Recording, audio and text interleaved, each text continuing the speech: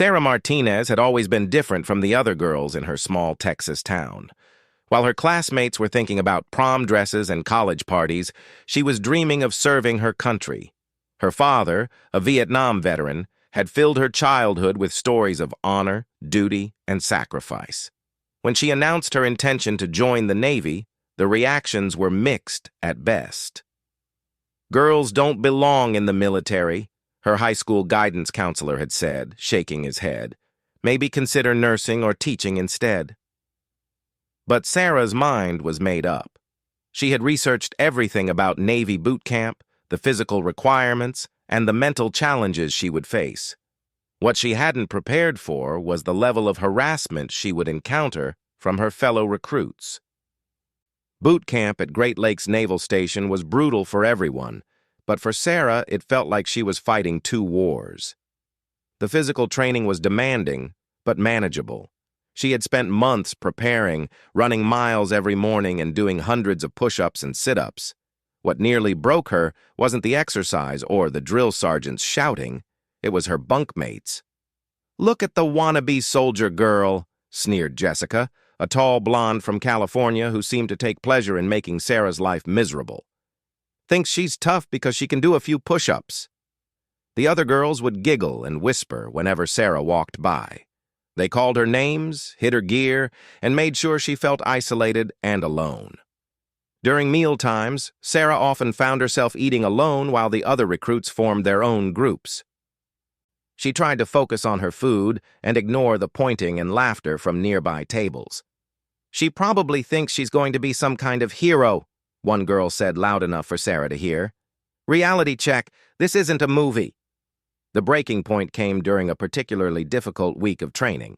Sarah had been struggling with a rope climbing exercise, her hands raw and bleeding from repeated attempts. As she prepared for another try, she heard Jessica's voice behind her. "Maybe if you actually looked like a girl instead of trying to be a man, you'd find something you're actually good at." Something inside Sarah snapped. She turned around, her fists clenched, ready to fight. But instead of throwing a punch, she did something that surprised everyone, including herself. She rolled up her sleeve and showed them the tattoo on her forearm. It was a simple design, but it held deep meaning for her. The room went silent. The tattoo depicted a small anchor intertwined with a rose, with dates underneath that read 2010-2018. Most of the girls just stared, not understanding the significance. But there was something about the way Sarah's expression changed when she revealed it. The confidence in her eyes, the way she held herself differently. It was as if showing that tattoo had unlocked a part of her she had been keeping hidden. "You want to know who I am?" Sarah said, her voice steady and clear. "I'm someone who has already served. This tattoo represents my brother Marcus, who died serving this country in Afghanistan. Those dates are his service years. I'm not here to play games or make friends. I'm here to honor his memory and serve the country he died protecting." The room remained silent. Even Jessica seemed stunned by the revelation. Sarah had never mentioned having a brother, let alone one who had died in service. The other recruits began to see her differently, but Sarah didn't care about their approval anymore. She had found her strength in remembering why she was there. From that day forward, Sarah's performance in training improved dramatically. She attacked every exercise with renewed determination. During combat training, she moved with precision and focus that impressed even the toughest instructors. Her marksmanship scores were among the highest in her class, and her leadership abilities began to shine during group exercises. The harassment didn't stop completely, but it lessened considerably. Some of the other recruits even began to respect her. Sarah had proven that she belonged there, not because she could match the men physically, but because she had the heart and determination that true warriors possessed. As graduation from boot camp approached, Sarah reflected on the journey that had brought her there. The pain of losing Marcus had nearly destroyed her family, but it had also given her a purpose. She wasn't just joining the Navy for herself anymore.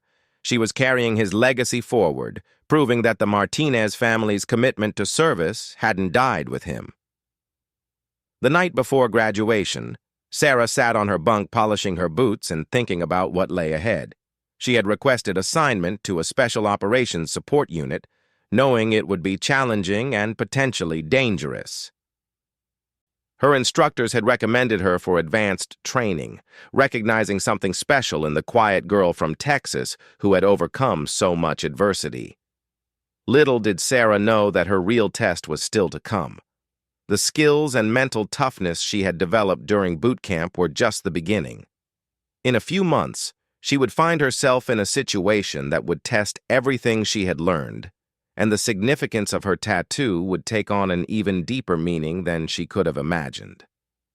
As she lay down to sleep that final night of boot camp, Sarah touched the tattoo on her arm gently. "I made it through the first step, Marcus," she whispered. "I won't let you down." Outside, the sounds of the base continued as thousands of other recruits prepared for their own journeys. But for Sarah Martinez, this was just the beginning of a story that would ultimately intersect with forces much larger than herself. The graduation ceremony was emotional for all the new sailors, but for Sarah, it represented vindication. As she walked across the stage to receive her completion certificate, she thought about all the people who had doubted her. The guidance counselor who said girls didn't belong in the military, the recruits who had mocked and harassed her, and even the part of herself that had sometimes wondered if she was strong enough. Now she knew the answer. She was not just strong enough. She was exactly where she belonged. 3 years after boot camp, Sarah Martinez had transformed into an elite naval intelligence specialist. Her assignment to the Special Operations Command had pushed her abilities to their limits, and she had excelled in ways that surprised even her commanding officers. The shy girl from Texas who had been mocked by her fellow recruits was now a respected operator with multiple commendations and a security clearance that allowed her access to some of the military's most sensitive operations. Sarah's specialty was surveillance and reconnaissance in hostile environments. She had trained extensively in foreign languages, cultural awareness, and advanced technology systems. Her small stature and unassuming appearance, which had once made her a target for bullying, now made her perfect for undercover operations, where blending in was crucial. On a humid Tuesday morning in Virginia Beach, Sarah received orders that would change the trajectory of her career. She was being assigned to support a high-priority mission involving Navy SEALs, working directly with one of the most elite teams in the military. The mission briefing was scheduled for 0800 hours at a secure facility she had never visited before. As Sarah walked into the briefing room, she immediately felt the familiar sensation of being evaluated. The room was filled with some of the most physically imposing men she had ever seen. These were Navy SEALs, warriors who had earned their reputation through years of brutal training and dangerous missions. Their eyes followed her as she took a seat, and she could sense their skepticism about working with someone they perceived as an outsider. The team leader was Commander Jake Sullivan, a man whose reputation preceded him throughout the special operations community. He was tall, broad-shouldered, with piercing blue eyes that seemed to assess everything and everyone around him. Sullivan had led more successful missions than most operators could dream of, and his men trusted him with their lives. He was known for his meticulous planning, his unwavering calm under pressure, and his protective instinct toward his team. "Gentlemen," Sullivan began, his voice commanding immediate attention, "we've been assigned a new intelligence specialist for Operation Blue Harbor." He gestured toward Sarah, who stood and introduced herself professionally. The SEALs nodded politely but maintained their distance. Sarah was accustomed to this initial coolness from special operations personnel. Trust had to be earned, and she was prepared to do whatever it took. The mission involved infiltrating a suspected terrorist cell that was planning an attack on American interests overseas. Sarah's role would be to establish surveillance, gather intelligence, and provide real-time analysis to support the SEAL team's operations. It was exactly the kind of high-stakes assignment she had trained for, but working with SEALs added an extra layer of complexity and danger. Over the next several weeks, Sarah proved herself to be an invaluable asset. During training exercises, she demonstrated an ability to blend into crowds, gather information without being detected, and analyze data with remarkable accuracy. Her language skills were exceptional, and her understanding of cultural nuances often provided insights that the team hadn't considered. Despite her professional competence, Sarah remained somewhat isolated from the team. The SEALs were polite but distant, treating her as a necessary tool rather than a trusted teammate. This didn't particularly bother Sarah, who had learned to find motivation in her work rather than in social acceptance. She focused on excelling at her mission and proving her worth through results rather than personality. Commander Sullivan watched Sarah work with growing respect, though he kept his observations to himself. He had worked with many intelligence specialists over the years, and Sarah's dedication and skill level were impressive. There was something about her intensity and focus that reminded him of his most reliable operators. She approached every task with a seriousness and attention to detail that he found refreshing. The mission deployment took them to a conflict zone in Eastern Europe where Sarah's skills were put to the ultimate test. Working undercover in a dangerous city, she successfully infiltrated several locations and provided intelligence that prevented potential attacks on civilian targets. Her reports were detailed, accurate, and often contained information that other intelligence sources had missed. During one particularly tense operation, Sarah found herself in immediate danger when her cover was nearly blown. Quick thinking and months of training allowed her to extract herself safely, but the incident demonstrated the real risks she was taking. Commander Sullivan's respect for her grew considerably after that incident, recognizing that she was willing to put herself in harm's way for the mission's success. The breakthrough moment came during a surveillance operation at a crowded marketplace. Sarah had been tracking suspected terrorist operatives for 3 days when she noticed unusual activity around a specific vendor stall. Her analysis suggested that a meeting was about to take place that could provide crucial intelligence about the terrorist network's plans. As she maneuvered closer to gather better intelligence, Sarah realized she was walking into a trap.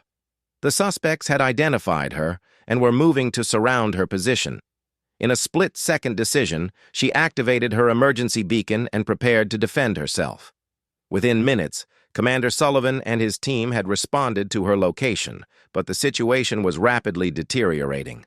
The firefight that followed was intense, but brief. Sarah's intelligence had been accurate, and the SEAL team was able to capture several high-value targets while protecting her from immediate danger. However, during the extraction, Sarah was wounded by shrapnel from an explosive device. The injury wasn't life-threatening, but it required immediate medical attention. As the team medic worked on Sarah's wound, Commander Sullivan knelt beside her to check on her condition. It was then that he noticed something that made his blood run cold. As the medic cut away the sleeve of her tactical shirt to treat a wound on her arm, Sullivan saw her tattoo clearly for the first time. The anchor intertwined with a rose, and the dates 2010-2018 were clearly visible on Sarah's forearm. But it wasn't just any tattoo that caught Sullivan's attention. It was the specific design, the exact placement, and most importantly, the name that was partially visible beneath the dates. Monsieur Martinez. Sullivan's face went pale as memories flooded back. Marcus Martinez had been one of his closest friends and fellow operators before Sarah had even joined the Navy. Marcus had served under Sullivan's command during multiple deployments, and his death in Afghanistan had been one of the most devastating losses Sullivan had ever experienced. Marcus had often talked about his little sister back home in Texas, the one who wanted to join the military despite everyone telling her she wasn't cut out for it. Sullivan stared at the tattoo, his mind racing as pieces of a puzzle suddenly fell into place. The intensity, the dedication, the way Sarah approached every mission as if it were personal. It all made sense now. She wasn't just another intelligence specialist. She was the sister of one of the bravest men Sullivan had ever known, carrying on a legacy she probably didn't even realize she was fulfilling. Commander Sullivan stared at Sarah's tattoo for what felt like an eternity, though only seconds had passed. The noise of the ongoing extraction faded into background as memories of Marcus Martinez flooded his mind. Marcus had been more than just a fellow SEAL.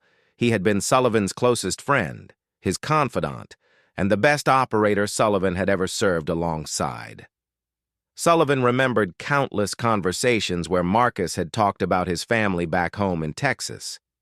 He had been especially protective of his younger sister, Sarah, who had dreams of joining the military, despite facing discouragement from everyone around her. Marcus used to carry a small photo of Sarah in his gear, showing it to Sullivan and talking about how proud he was of her determination and spirit.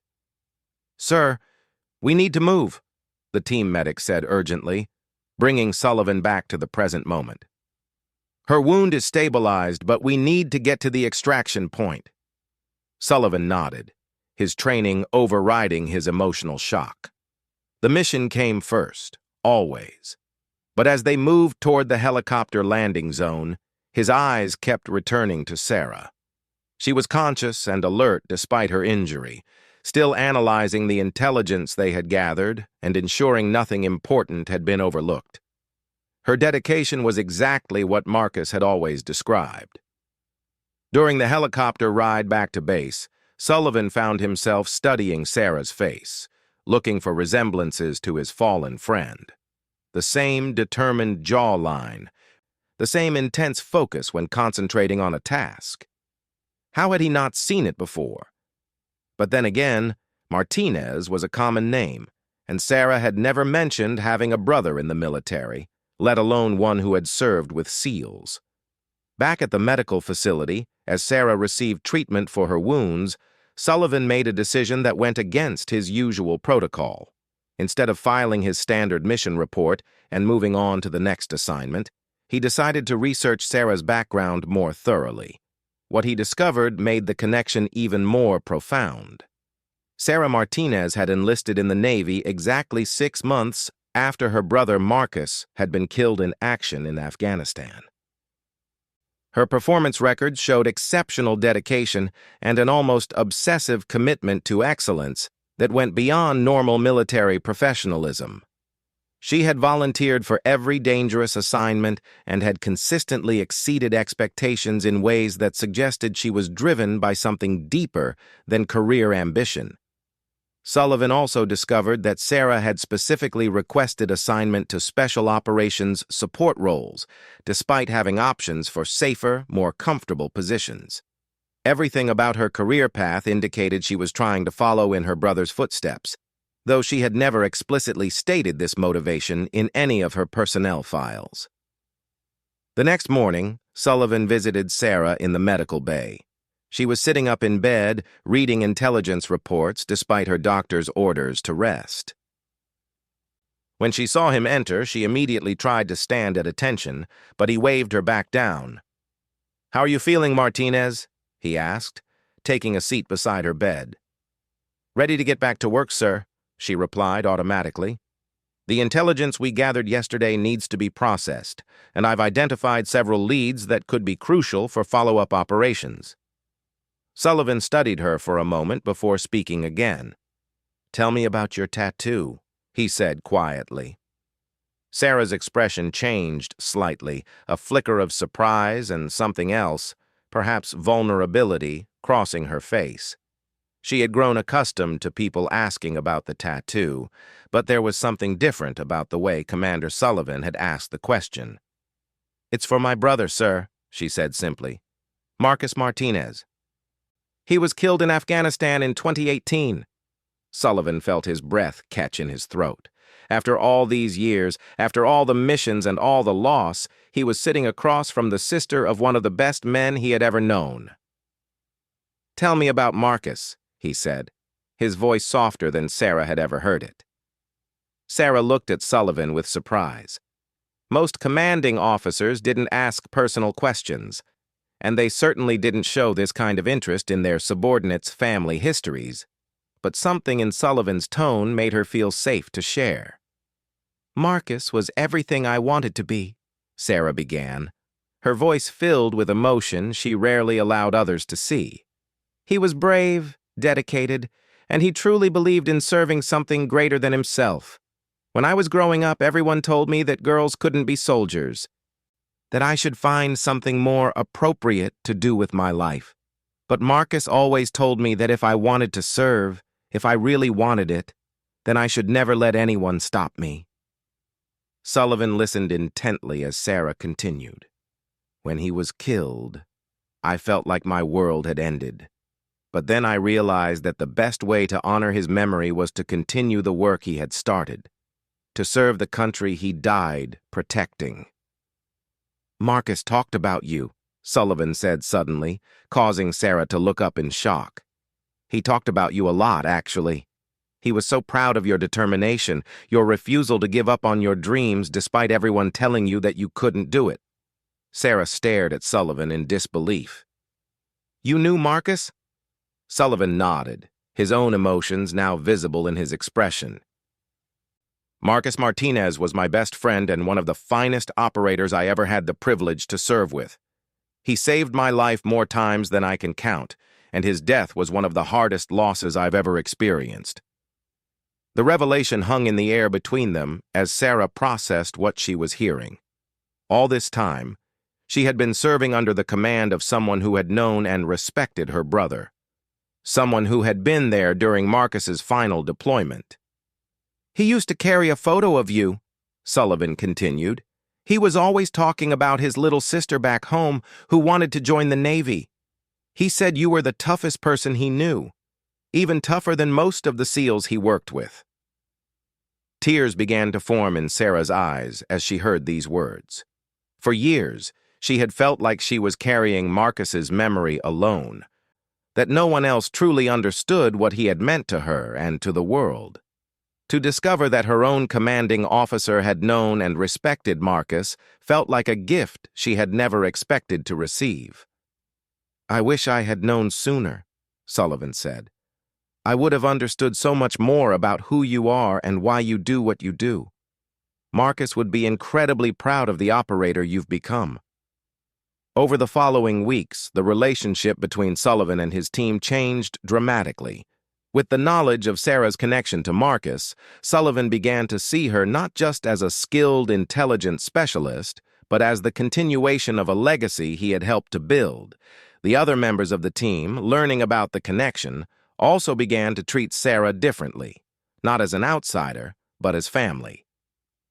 Sarah finally found the acceptance and belonging she had been searching for throughout her military career.